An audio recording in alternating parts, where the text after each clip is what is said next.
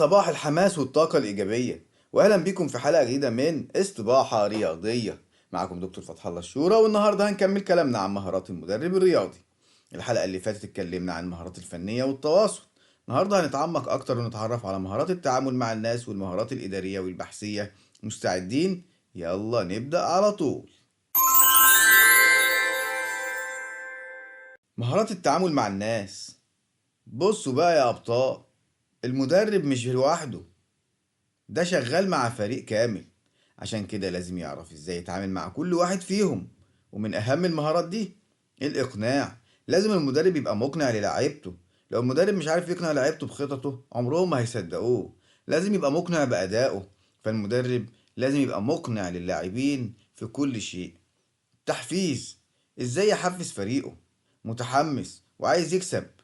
التحفيز هو الوقود بتاعهم. يبقى لازم المدرب يعي كيفية تحفيز اللاعبين. فهم الآخرين. المدرب لازم يكون عنده القدرة يفهم كل لاعب بيفكر ازاي واحتياجاته النفسية، عشان يتعامل مع كل لاعب بالشكل المناسب اللي يتلائم معاه. توزيع الأدوار. يعني يحدد لكل لاعب دوره بشكل واضح عشان ما يبقاش في لخبطة في الملعب. يبقى بيحدد لكل لاعب بشكل سلس وبشكل بسيط، بحيث ان اللعيبة تفهم أدوارها ازاي في المنافسة أو المباراة. نروح بقى للمهارات الإدارية والبحثية. دلوقتي بقى نيجي لمهارات الإدارة، ودي مش أقل أهمية. المدرب الناجح هو اللي يعرف ينظم شغله ويوصل لفريقه خطة واضحة.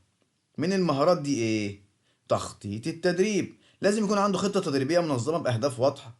اتنين، التنظيم. كل حاجة تكون مترتبة من التدريبات للمباريات.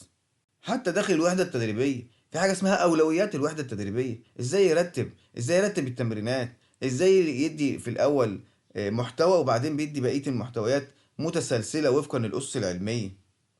تكنولوجيا. يستخدم برامج الكمبيوتر لتحليل الأداء أو الإحصائيات، أو يستخدم الكمبيوتر. يبقى يعرف ازاي يطور من نفسه ويبقى عنده مهارات تقنية، لأن احنا دلوقتي في عصر الذكاء الاصطناعي. المهارات البحثية. واخيرا المدرب الشاطر هو اللي يعرف يدور على المعلومة الصح ويستخدمها في الوقت المناسب. ومن المهارات دي الحصول على المعلومات.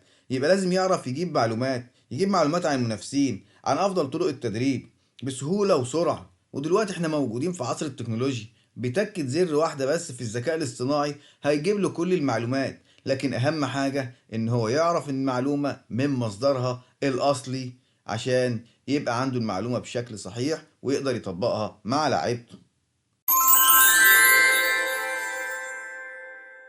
وكده نكون خلصنا كلامنا عن مهارات المدرب الرياضي. لو الحلقة عجبتك شاركها مع أصحابك المدربين المهتمين بالرياضة، وما تنسوش تعملوا لايك وشير وسبسكرايب عشان دايما توصل لك كل الحلقات الجديدة. أنا معاكم دكتور فتح الله الشورى، وأشوفكم في حلقة جديدة من استباحة رياضية. خليك دايما جاهز عشان النجاح بيبدأ هنا.